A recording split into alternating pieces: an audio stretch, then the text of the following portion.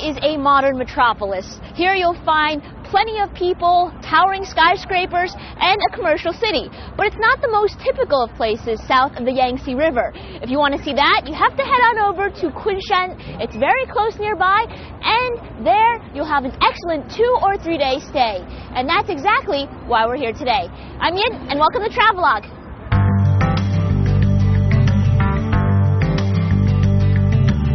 That was a quick 20-minute ride from Shanghai. And here we are now in Kunshan, where there's 3 very famous water villages. We're going to head on over right now to Tiandong.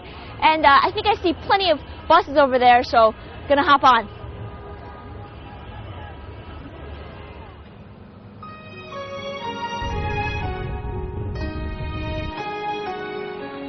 Ah, that's a little more like it. Stone bridges, flowing streams, and quaint houses along the waters. This is the typical scenery of the area just south of the Yangtze River, a region named Jiangnan in Chinese.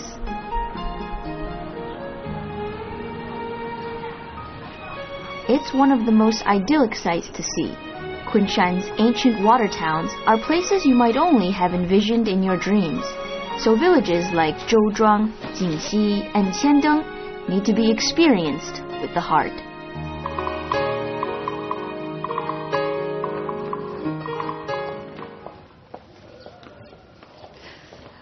If you come to Kunshan, one place you certainly can't miss is the ancient water village known as Tiandong. And it's typical of the southern water villages just south of the Yangtze River.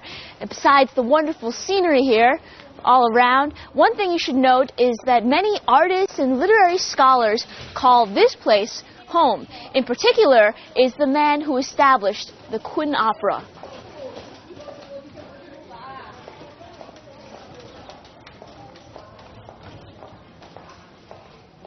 Tiandong's history dates back 2,500 years. To this day, the people of Tiandong preserve traditional lifestyles. You'll find shopkeepers taking down their wooden plank boards and opening up shop if you can get up early. Before tourists get here, locals get ready for a brand new day. And being a water village, it's no surprise that water is deeply rooted in the culture of the village.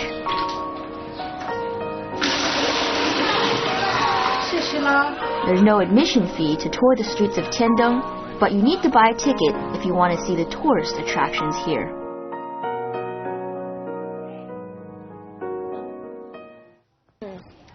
This is a strange shop here. You see, the counters are so high you can't even see any of the items for sale. Wonder what type of store this is. It's strange enough. There's a door over here.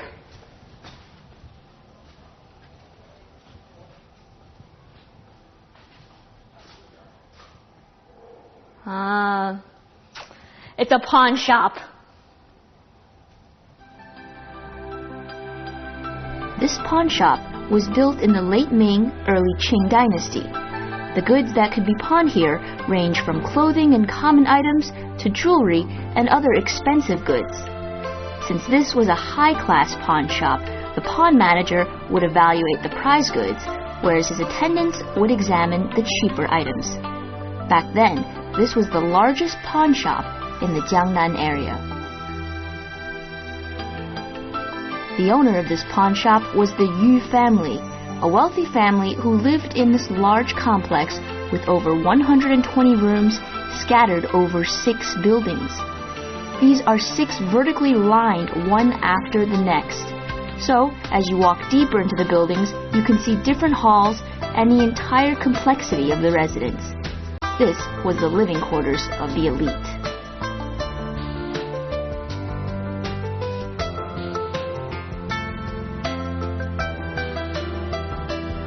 Jiangnan was home to many elite, and at the same time, inspired many artists. Gujian Memorial, I think it's over there. Gu Jian is actually the famous man who established Kun opera. And now Kun opera is one of the oldest operatic art forms here in China. It's even older than Peking opera. And this memorial here was his residence over 700, 800 years ago. So let's take a look here inside. Now, it's said that if you come on the holidays or the weekends, you just might be lucky enough to catch a performance by one of the leading actors of Kun opera. It's a little bit quiet on today, but maybe when you come around, you'll see something special. Kun opera has been listed as a World Cultural Heritage and served as the mother of hundreds of Chinese operas. On the second floor of the Gu Jian Memorial, you'll find introductions to Gu Jian's life and Kunqu.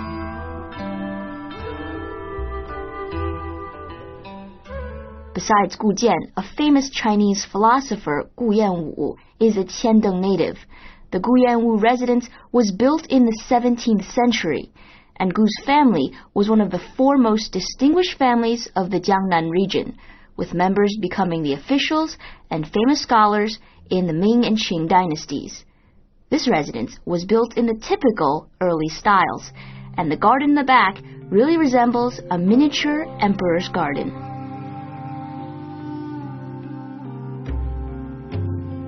The people of the water village live peacefully in homes alongside small bridges over flowing waters.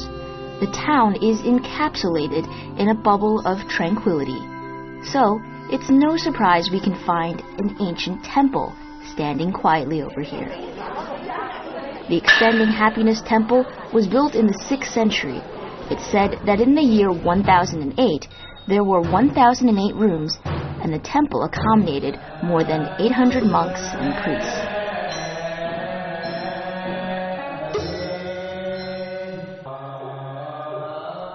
There's no better place than this water village for a temple, where we are swept away from the modern world to focus on the inner spirit.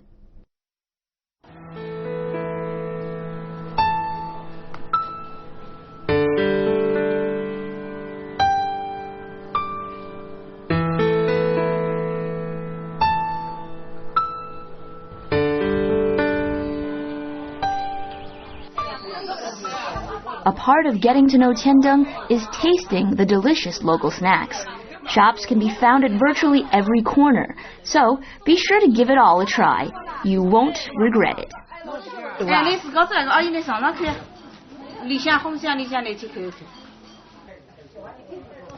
You know, along these alleys, the most common thing you'll find are snack stores. And of the snacks, the most popular is something called the wa di su, which, strangely enough, literally means a snack crisp that you put under your sock. And I think, well, there's a store here. Let's see which one it is. 师傅，那个咱们这儿有wa di su吗？对，有，就这个wa di su。哦，这个就是wa di su。对，你可以来个尝尝。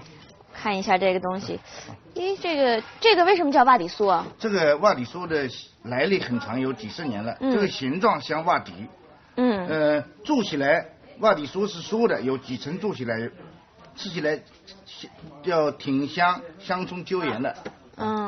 So you don't actually put this in your sock, but the snack itself sort of resembles an insole. And wow, you have scallions, and let's try the flavor.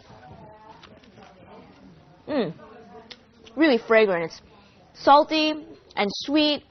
And 这个是您自己做的吗？对，我们自己做的，里面有工厂，你可以来看看。能看看吗？对，来。好。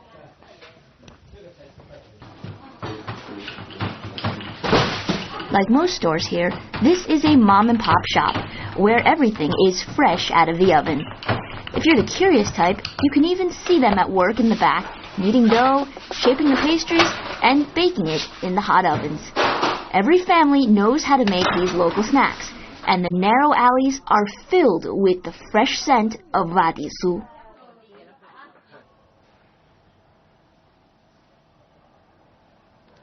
Look at these unique little handicrafts here. Okay. 师傅，哎，这些都是什么东西做的呀？这是那个橄榄核。那这些工艺品都是您自己做的吗？一部分是我自己做的，有一部分呢是那种学徒做的。那这个需要多长时间能做好？这个嘛要看图案的，一般像这种东西呢，只要2-3个小时就可以完工了。你看这个船吧，这个船就费事了，你用放大镜放一下看一下。我看一下这个。很精致的，这个窗户可以打开的，又叫合周记。Wow, this one, it's really intricate. You need to make it bigger, and you see actually the details.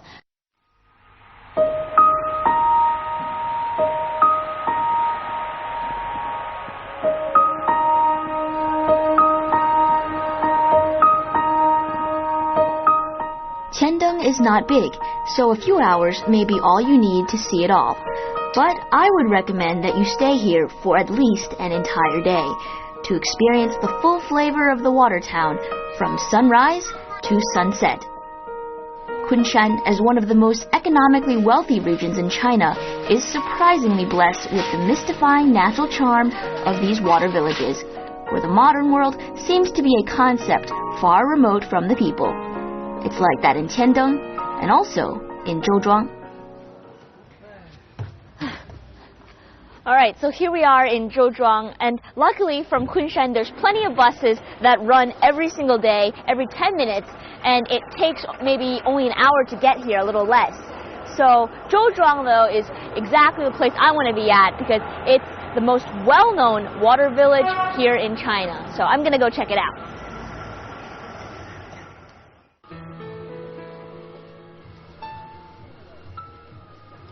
Zhouzhuang is commonly referred to as the #1 water village in China, with around 900 years of history.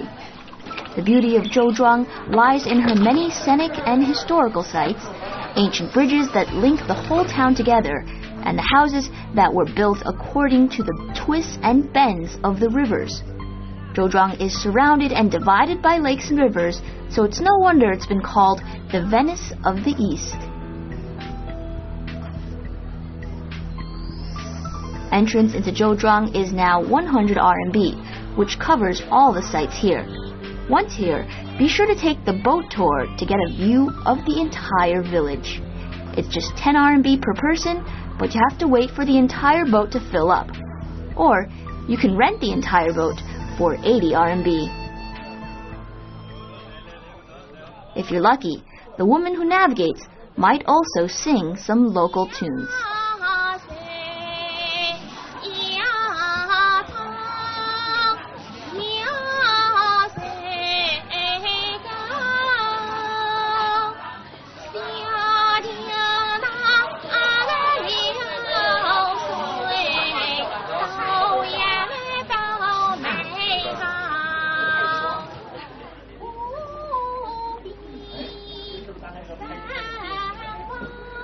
Of course, the best way to experience the water village is a boat ride here through the narrow waters. Here you'll get a view of the people walking along the bridges, and especially in the drizzle, you'll feel the serenity of the entire environment. And of course, combined with the sound of the most traditional singing.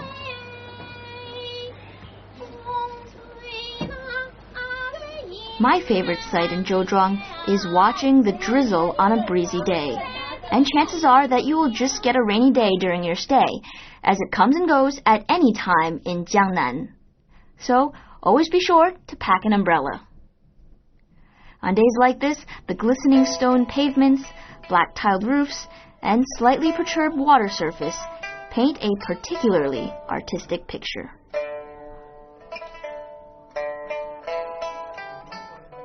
To warm up inside, why not go to a tea house and sip some hot tea, listen to some Suzhou folk music, and watch the boats pass by along the water.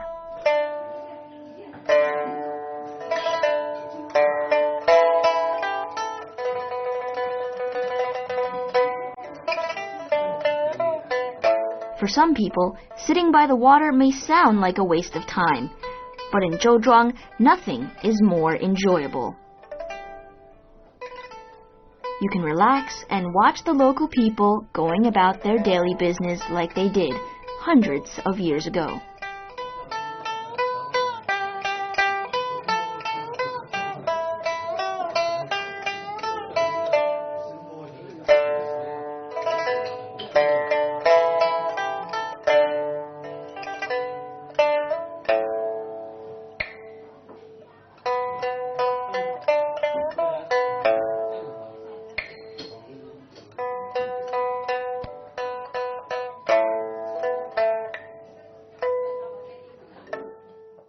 Most of the residential houses in Zhouzhuang were built during the Ming or Qing dynasties. Shenting residence was built in 1742 by the descendant of the first millionaire of the Jiangnan region, Shen Wansan. This mansion is more than 2,000 square meters and serves as an extraordinary example of how the rich lived in feudal China. There are more than 100 rooms, and each item in the room is made with particular attention to detail. This place look familiar at all? Well, Shenting has been used as the set for several Chinese movies.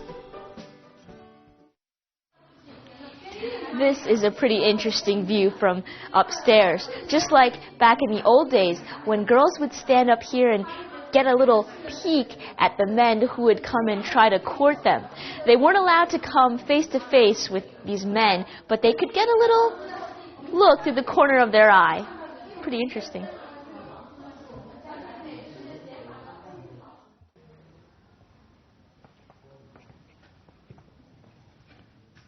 Wow. Check out this enormous kitchen. Here you have the cutting boards and the stoves, the utensils and pots and pans of all different sizes. And it was even back in the day that people put such great importance on food and cuisine. And the food of this family actually affected the cuisine of the entire area. If you go around now to the different restaurants or, some of the shops, you can find still the Wansan family feast and maybe get a taste of food back in the ages.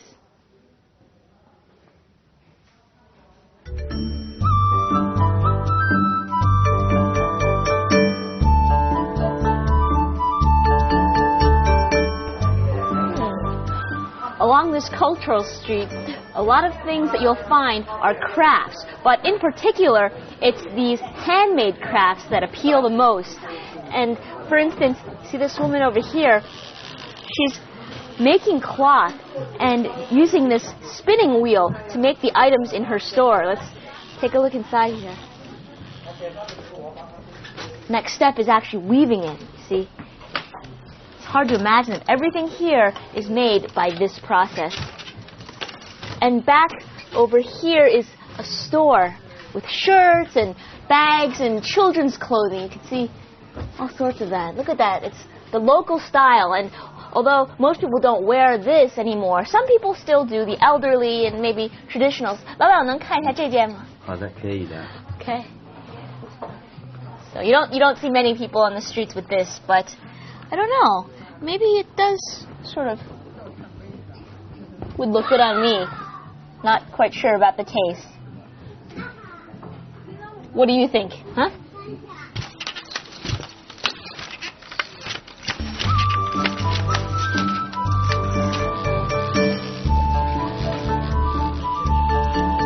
The long cultural street is named Zhenfeng Street, and it displays the lifestyles of the people of Jiangnan.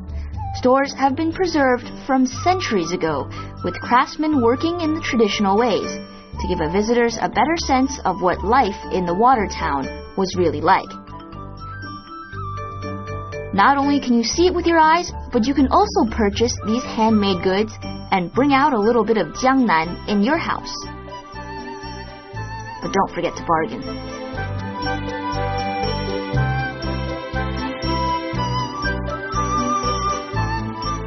Did you buy anything? Well, there's lots of things by my feet and everybody carrying things. But so, many things. Let's see. Okay. Let's see what we get.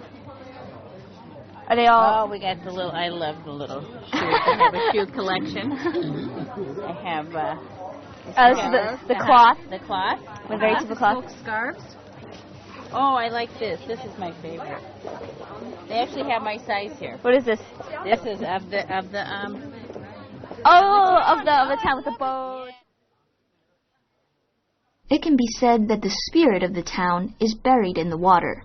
It's these water paths that form the bloodline of the city, and you can sense the strong water culture that affects every aspect of people's lives.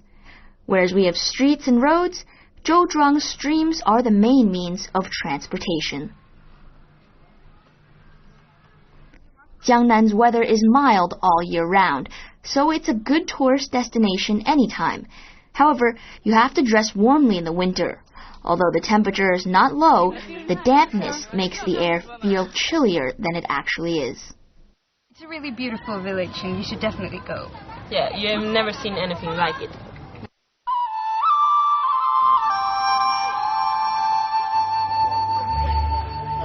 A trip through Zhouzhuang actually only takes one day. However, I highly recommend that you stay here overnight because come nighttime, you get a completely different face of the entire water village, lit up by lanterns and glistening waters. It's something you definitely have to experience. And luckily, there's one very unique inn. It's over there. It's right alongside the water, and you get a perfect view of that. So let's go check out this fabulous place. The waterside inns all preserve the typical Jiangnan style.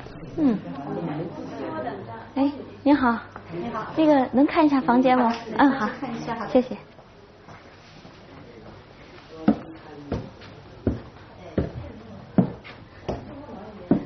These are very old steps here, and you can see this room is quite dim, so you have to be very careful when climbing up.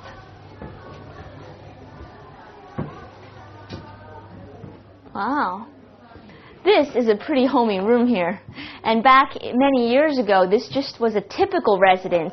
And afterwards, many tourists and visitors were allowed to stay here in this home. And even today, you see the bedding all the way to the curtains and to the chairs even. It's very traditional local flavor, just of the water villages south of the Yangtze River. But the main reason why I chose this room was the view from the window. And I think I can get a view of the water.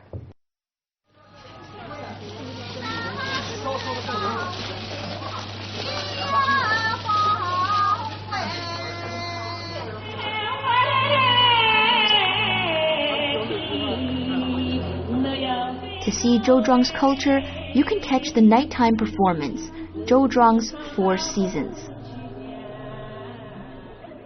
This performance uses the natural landscape as the background for the show, and it depicts the traditional lifestyle of the people. The performance is divided into three parts. First, the water culture of Zhouzhuang, and includes fishing, singing, and the women who navigate the boats. The second part focuses on the Four Seasons, and the third on local culture. The 1.5-hour show is on every night at 8 p.m., and tickets are around 140 RMB per person.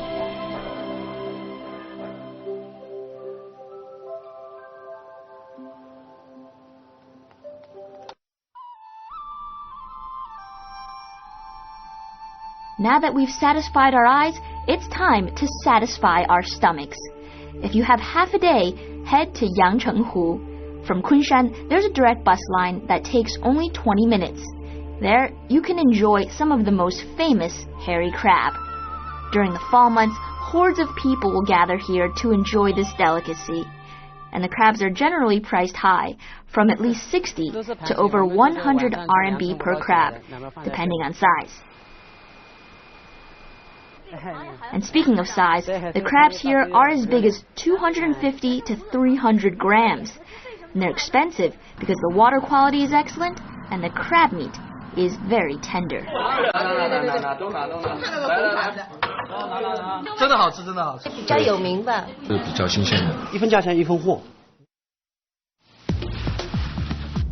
Although crabs are expensive, people don't hesitate to come here for a weekend retreat. The over 400 restaurants are all packed. so it's advised that you reserve 2 weeks in advance. Come nighttime, the lights light up and people rush on over from far and wide for one thing, and that is to enjoy the local, very delicious crab. It's part of the culture here of Kunshan, just like the natural landscape and the local peoples. But there's only so much I can tell you, so you really have to come and experience it yourself. I'm Yin, and see you next time on Travelogue.